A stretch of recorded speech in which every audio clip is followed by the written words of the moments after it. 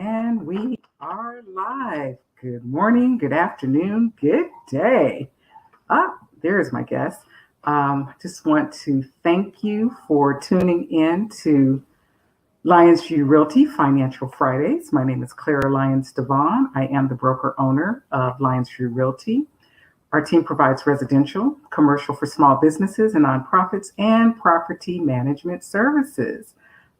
We also have resources for pre-licensing and continuing education, credit counseling, and distressed homeowner solutions, lifestyle, health, wealth, and wellness education.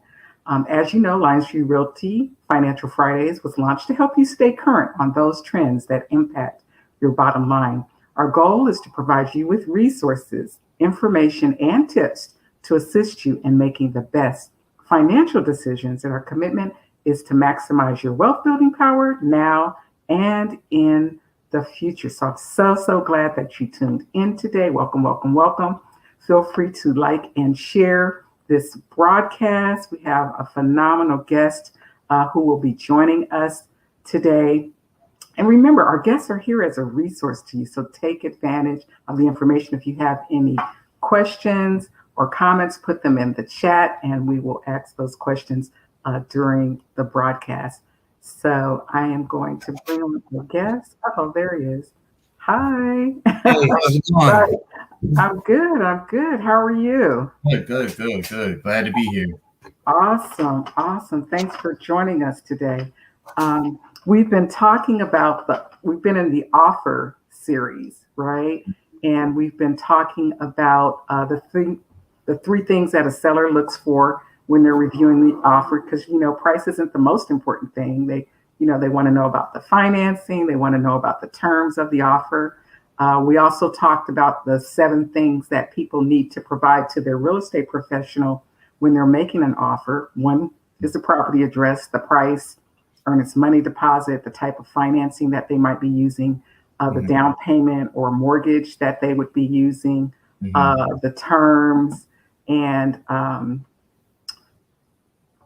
if they need a seller concession, something like that, and the close date. And then we talked about the most important thing, if you don't have cash, which is that mortgage letter, having a pre-approval letter versus a pre-qualification. So if you missed any of those broadcasts, you can go to the YouTube channel, check out those broadcasts. A lot of really great information, especially the one on the approval letter. We had 2 lenders come on and they really kind of got deep about the things that the lender is looking for to get you a pre-approval letter. And, you got to know how much money you have to spend, and it makes you more competitive. So today we are going to be talking about rehab versus move-in ready. So a lot of times when this is a bonus session, when you're doing an offer, sometimes in a competitive environment, it's kind of crazy. People are going for the houses that are all beautiful, right? They want it all move-in ready and fabulous. And maybe you can purchase that property with the green carpet, that nobody wants, in the same neighborhood with the same square footage, and get a really great deal. And, just put a little of your touch to it down the line, because you're going to be in that property for a minute. So we have with us today Mr. Kelvin Mathis.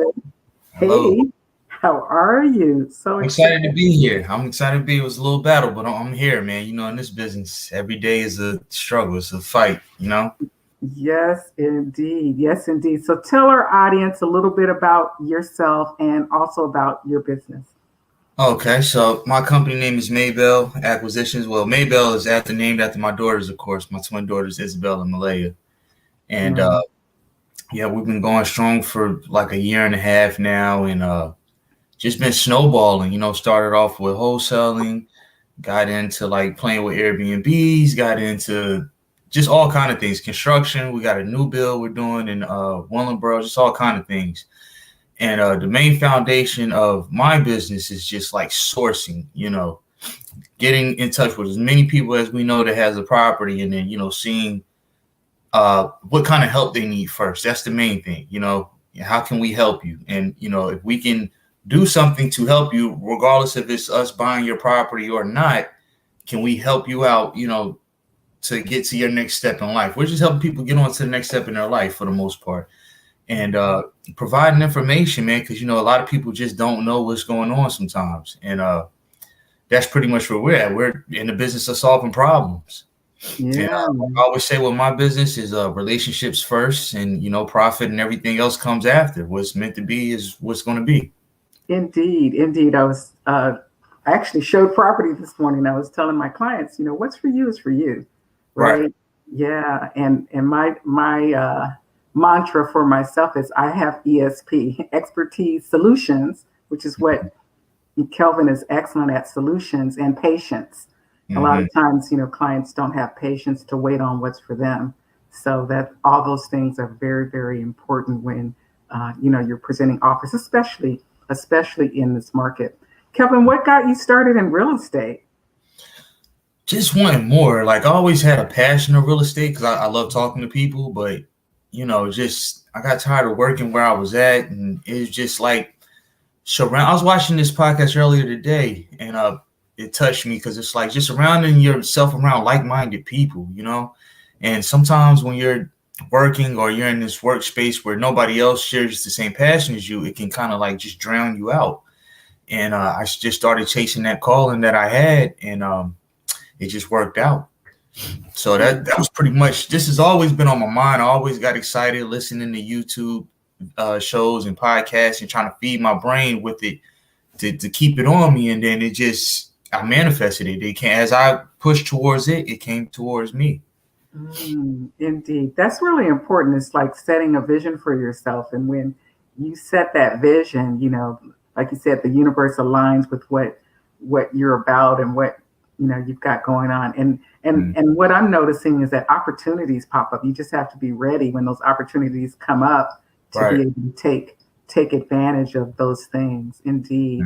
So this, as you know, is a crazy market, and a lot of times, as I mentioned earlier, people are putting in offers, and they want the house that's in, I'll call it HGTV condition. Everything is done.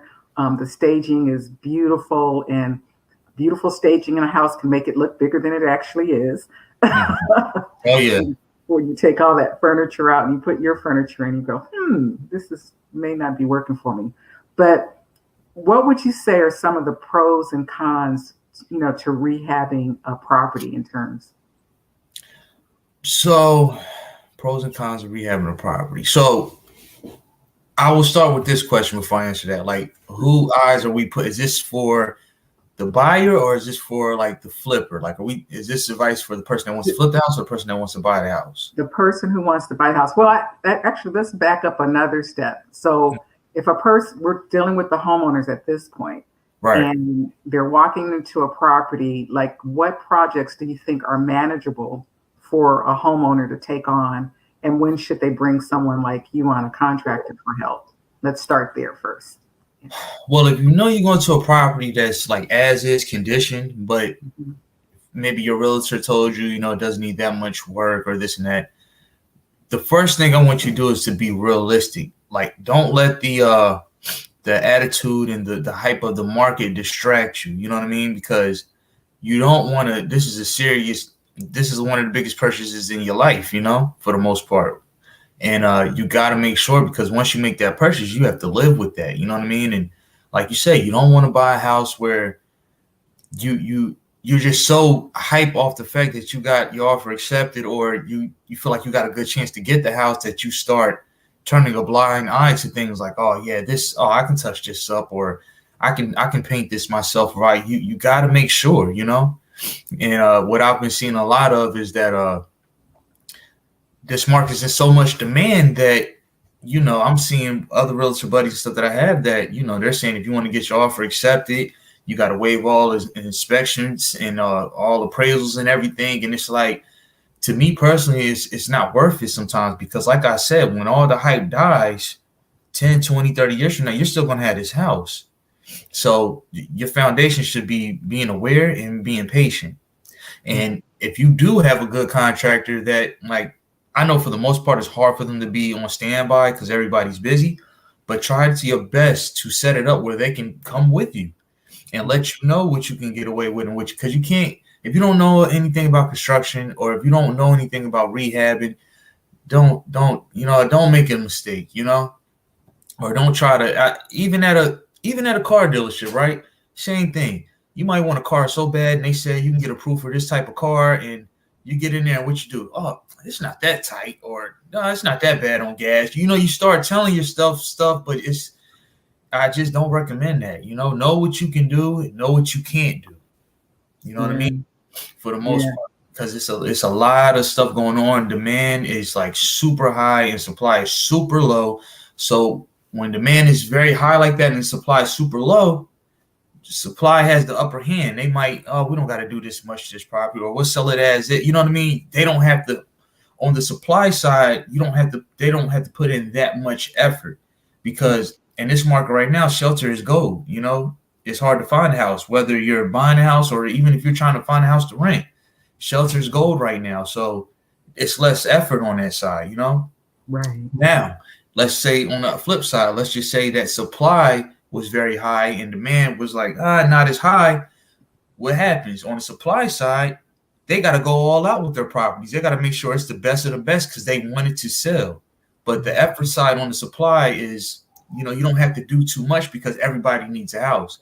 Mm-hmm. So I recommend anybody buying a house to do your due diligence, educate yourself, take a small class if you can to know what you're getting into, and just ignore the want as bad as the logic. You got to really focus on what you're getting into and be okay with saying no. Be okay with, hey, I got to get my contract over there to check it out. And if I can't, that's fine. You got to stick to your, stick to your numbers, stick to what you can do. And that's what we do in our business. Even when we make offers on properties that are as is and whatnot, we stick to our guns. Like, I know at this amount, this works for me. If it doesn't work for you, that's okay. We can still be friends. I'm going to move on until what works for me clicks.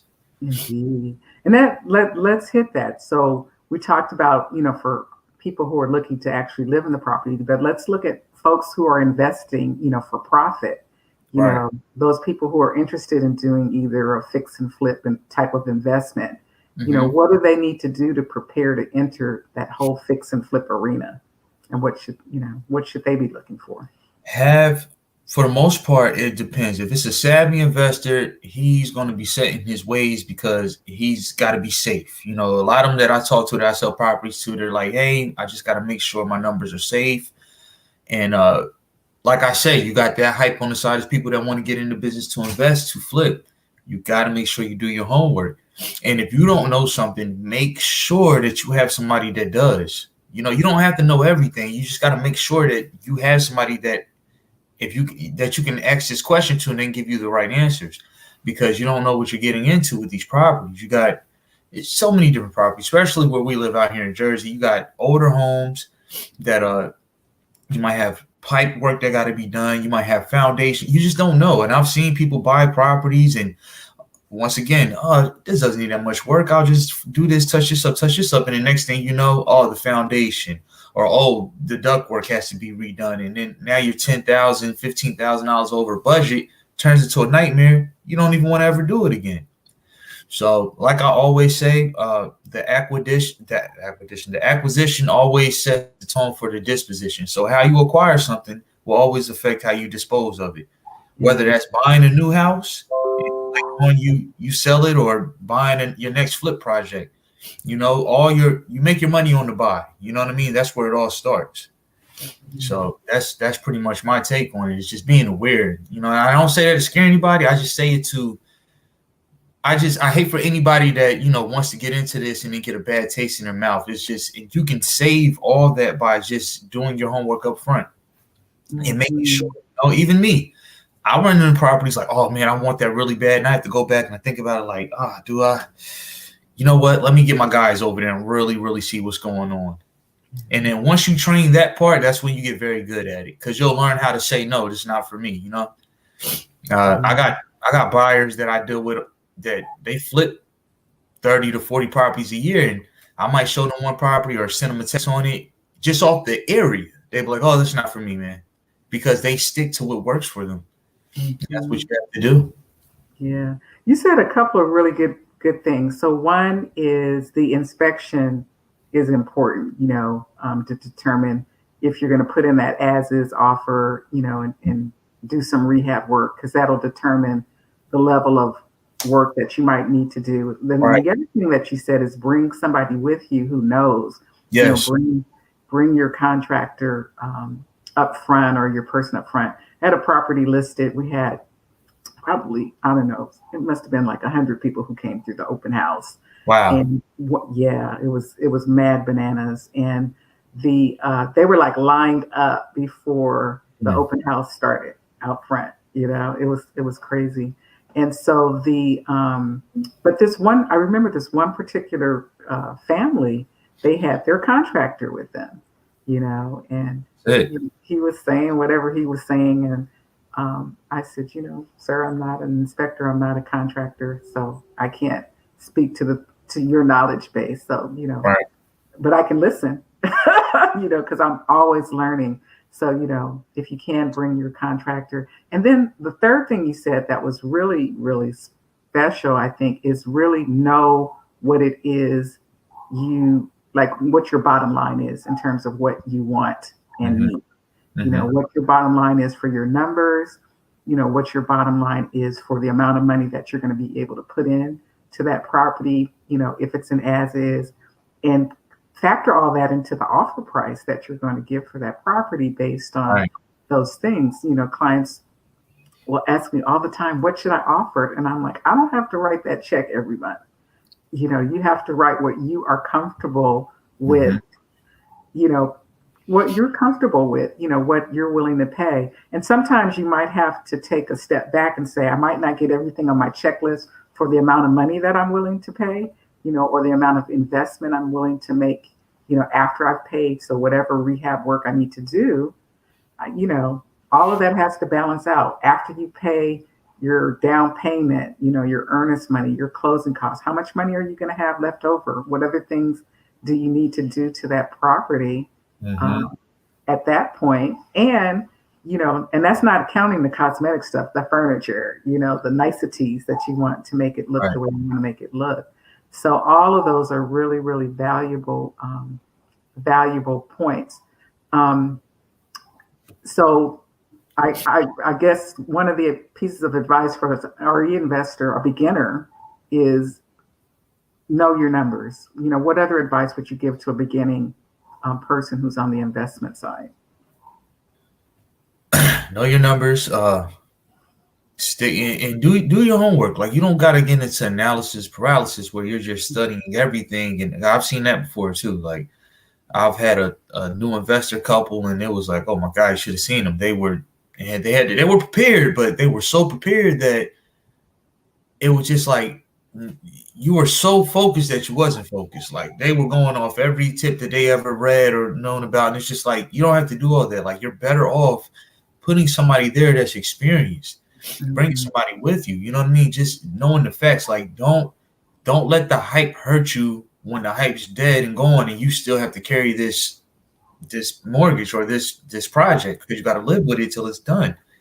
And another thing I like to bring to attention is a keynote for like home buyers. From what I've seen, is it depends. Like, when you certain properties you're going to, like, that's once again, it's key to make sure that you got somebody else that knows what you can get away with. Because, for example, right, let's see, you get a house. Now let's just say it's fairly new, and it doesn't really need anything. Like, when you Mhm. see it, you can get that feeling like, oh yeah, all I gotta do is just paint it here and I'm fine. Still bring that contractor with you, or that person that knows houses, because here's the catch, right? You got this house. Let's say maybe you just know there's 50 to 100 offers on it, right? So Mhm. you know that your strongest point to get your offer accepted, that no inspection, you're waiving everything, so that way on the realtor side, it's like, oh yeah, we got to take this one. This person really, really wants it. I think we're good. That's fine to do that, but only do that because the person you brought to check the property with you said, no, you're fine. I checked everything in here. And I'm telling you, man, you might only be a couple grand to me to touch up a few things, but you're okay to do that if that's the kind of offer you want to put in. That's how you buy a house. You know what I mean? Yeah. You can't just do it because you went in there and, oh no, it feels clean in here, it feels fresh in here. No, you can't do that, because you got to bring somebody that sees what's behind the walls. You know what I mean? Good point. See what's behind the walls. Because a lot of times we're looking on the outside. That's that's even in relationships. Sometimes, you're looking at the package looks good on the outside, but who's that person on the inside? Look, dig a little deeper. So Right. knowing what to look for, the heating system, very Right. few clients do an HVAC inspection. Right. I had a gentleman who attends our church. He deals with HVAC. That's his business. And he came on, and it doesn't cost that much to have someone come out and check out. That's like one of the major systems. If you can't do that, if you can't afford to do that, definitely get a home warranty. We had someone come and talk about home warranties too. So if that system goes out, and we live in New Jersey, it gets cold in the winter. So Yeah. in the summertime, you're not thinking about it because everything's all nice and beautiful, but you have a backup. So, that major system, heating, air conditioning, would get, replaced. People look at the roofs and they say, everyone says, oh, the roof is old. And I'm like, most people do not repair a roof in the lifetime of them being in a home. They don't. Right. It's not a deferred maintenance item that anyone does until the roof starts to leak. So Right. if it's not leaking, pretty much would you say they're okay? Because you can't determine when a roof is going to start to leak, or are there signs that you can say, this That's is an when you, indicator. yeah, that's just when you go by the age. Like, if you're getting past, I want to say 5 to 7 years, like if the house is like getting past that, like the roof hasn't been replaced in that amount of time, and I would consider like checking it out. And like I said, like if you haven't bought a house yet, this is your opportunity to do your homework first. Like go online. What's the life expectancy of a roof, of an HVAC, of a plumbing, of all these. Even if you just write down the most expensive pieces of a house, right? The HVAC, the roofs, the stuff that costs a lot of money, right? Right. Write those down. Then write down what is the life expectancies of these, right? So when you go to these certain properties you're looking for, if you know, okay, this house a little bit older, but it's nice. Well, how long has it been since these key things been replaced? Okay, if that's past that amount of time, then okay, I gotta definitely put an eye on this. Right. Because once you buy the house, it's yours, It's yours. Exactly. Exactly. So those are all very, very, very good points. And, and if you're not sure, definitely put a home warranty in your offer, Right. and if the seller isn't willing to provide a home warranty for the property, purchase it yourself. It's cheaper if you do it when you're purchasing the property versus if you get it after you're out of settlement. It will cost you more. And all home warranties are not created equal. So you want to read what's included. As Kelvin says, do your research so you know what you're getting. And it's an insurance. It's an insurance that, plumbing, electrical, heating, those types of things, if they go out, you have an option to pay a deductible and have those things either repaired or replaced. So when you're looking at that offer, make sure, you bring someone knowledgeable with you if you don't have that expertise, especially in this market, because you usually have a short period of time to get in there. Right. You don't have time to go back. So you need to bring them with you so you can win the offer. And once you win it, you have time to do an inspection, more thorough inspection of the property. But if you're going to waive that inspection up front, you want to bring that person with you so that your offer is strong and you're going to stand by it, because you have some information and you've done your homework. So, Mr. Kelvin, you have a class that's coming up, and if folks are interested in learning about investing, learning about fixing and flipping, what will they be learning from the class that you're going to be doing? Well, this is from the for the beginning side of people that want to invest, and you got people that, they don't have the proper money right now, or they don't have the proper credit right now. And what I'm doing is showing you how you can still make money off of real estate. You can still learn how to acquire properties. And like, what people don't understand is, like, if you're on the right side of real estate, no matter what kind of market it is, you can still make money. Like right now, we understand shelter is gold. So what does that mean? If you find a property that needs work, you don't necessarily need the money. Anybody will pretty much give you the money if you find the right deal. They'll be knocking down your door like, hey, I will invest with you. I will partner with you to do this deal if it's good enough.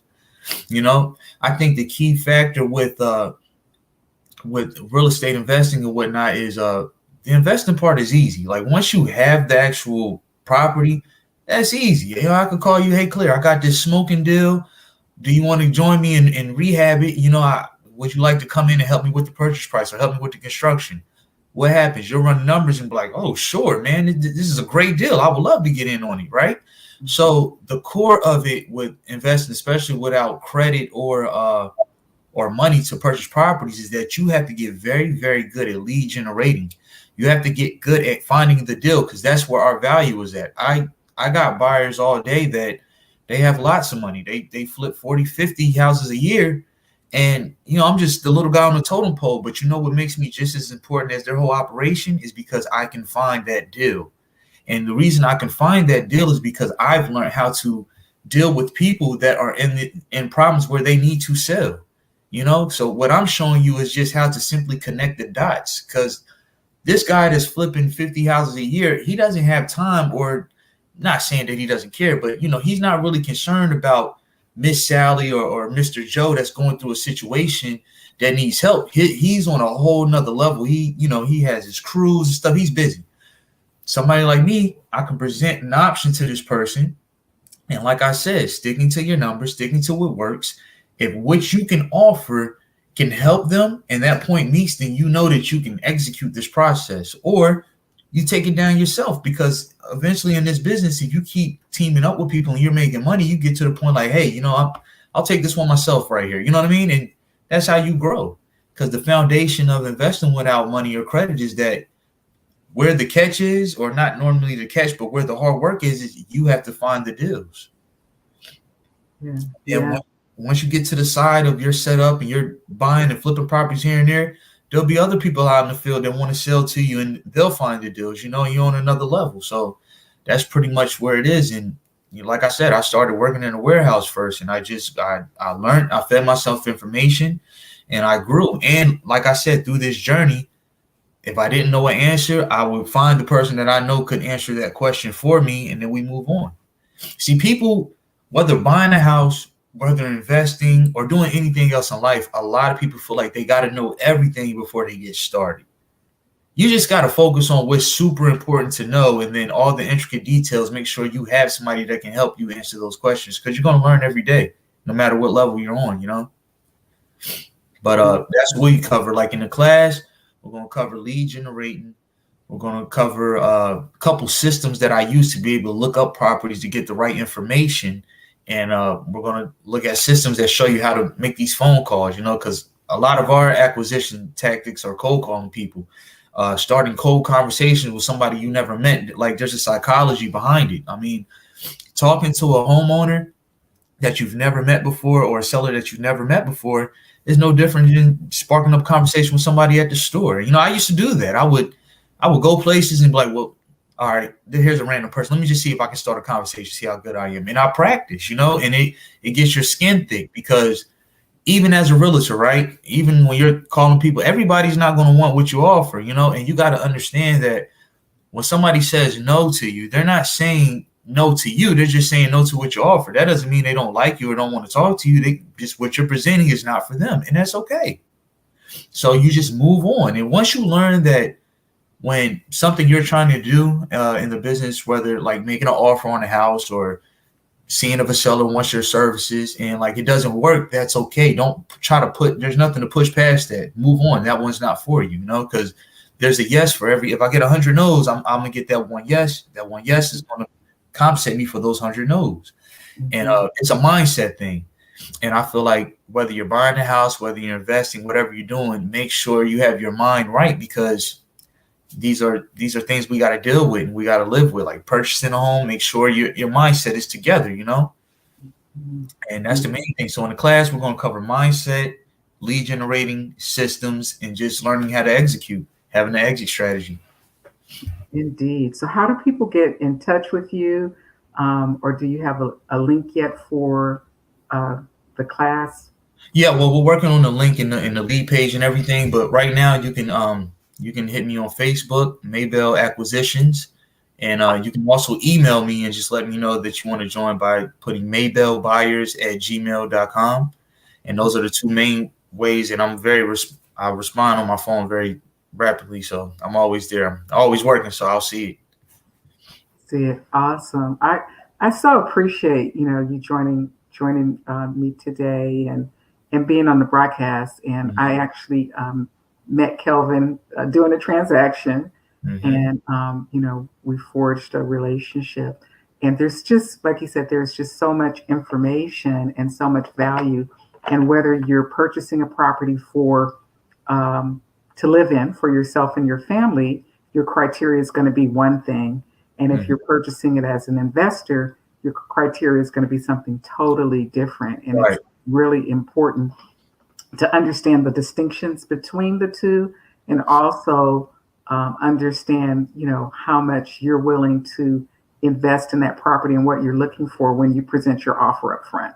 Right. Because people want to go back and say, oh, now I want to lower my offer, or now I want to offer more money when they see, the values come up a particular way. So doing your homework in advance, surrounding yourself with real estate professionals, contractors, other people in the industry who can assist you and answer the questions that you need answered. I think I'm going to have somebody come on and talk about solar, because that keeps coming up a lot. Oh man, yeah, that's a whole nother beast. But like you just said about the offer, so whether you're buying a home for you to live in or whether you're buying a home to invest in as an investment, it's always going to come down to your offer, right? So even with my business, I used to be like, when I would deal with a seller and make an offer, I'd be like, oh man, I hope it's not too low. I hope it's not too high.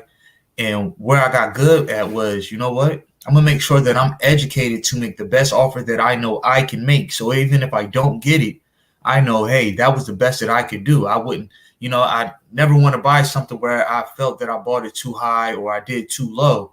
I just want to focus on doing the best job ever on my offer. So that way, if it doesn't work, I know, I did the best that I could. I did the numbers. I looked at everything the best that I could before I said what I could offer. And as long as you do that, it's okay. Even if it doesn't work out, hey, that was what I could stick to. And you'll feel good about that, because you'll feel, you know what? I know that I'm putting together exactly what I can do for this. So, and that you feel so much better walking away knowing that you put in the best offer that you could versus putting an emotional offer in.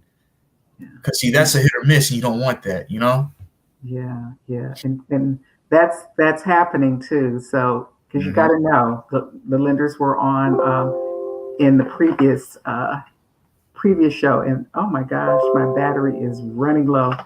Okay, but we're good. So and they were talking about the cost to do the deal. And a lot of times people are not aware of the cost to do the deal. Number one important thing, whether it's your cash, whether it's a letter from a lender, whether it's a letter from an investor that's going to be funding your project, you have to know your numbers. You have to know what it's costing you to do this deal, and what, that's not just the acquisition, as you say, price, but also the cost to do any repairs, rehab, to get it to be what you need it to be, to move, for it to have the. And it all starts with the offer. Like you said, if you have, even if you don't know all the expenses, reach out to you, Ms. Claire, and hey, I'm looking at this property. What would be all my costs? Know what all those costs are, and that goes on top of what your offer. Like, the offer that you offer is what the seller's getting. That's the acquisition. So everything else goes on top of that. Then you know what your full cost is to dispose of it or do whatever you do. So that offer is critical, man, because that's where it all starts. I don't want to scare people, but like, when you buying that first time house or whatever, just think about that offer is the first step for your new life or whatever, your new journey. It all starts with that number that you put out and if they accept it. So, a lot of investors, a lot of people say you make your money on the buy, not on the sell. The way it's very important. The way you enter, right? That's the beginning. That's the foundation of whatever you're doing in business and real estate. Do your homework, do your numbers. Don't be scared. Don't worry about how they might feel about it because they're not going to be there when this sale go down. Like, it's going to be your house. So it's critical that you make sure you stick behind what you're offering and like, I'm comfortable with this. Anything out of this, I'm not. And, make some room for negotiation. That's a whole nother art. You sometimes with even the investment side, sometimes you got to anchor a little bit low because they're going to come back in. But, you anchor low. They say that doesn't work. Well, what does work? Boom. They're right at the number you really want. It's all strategy, Indeed. And I think people having a little bit of investor knowledge, even when they're buying a regular house for themselves, that gives you the upper advantage because you kind of know what's going on, Mm-hmm. So I think it's all worth it, man. I love the business. I'm here, I can hear your passion. I'm loving it. I can hear the passion, and it's a beautiful business. And like you said, people such as yourself and the team are really, really important in helping people to get, to make it a win-win-win for everybody involved. Right. The seller's happy, the buyer's happy, all the investors are happy. It's just a good situation all the way around when you can do a win-win-win. And this is a win-win-win market. Yeah. And that's what you want. You want everybody to be happy. You want everybody to, hey, if I see that person I bought the house from down the line, hey, how you doing? How's everything's great? Good. That's a good deal. Everybody's happy, continuing to be happy, Indeed. So it all starts with people just knowing their numbers. Indeed. Well, I want to thank you. I want to thank the viewers. There's Ms. Salama. Thank you for tuning in today.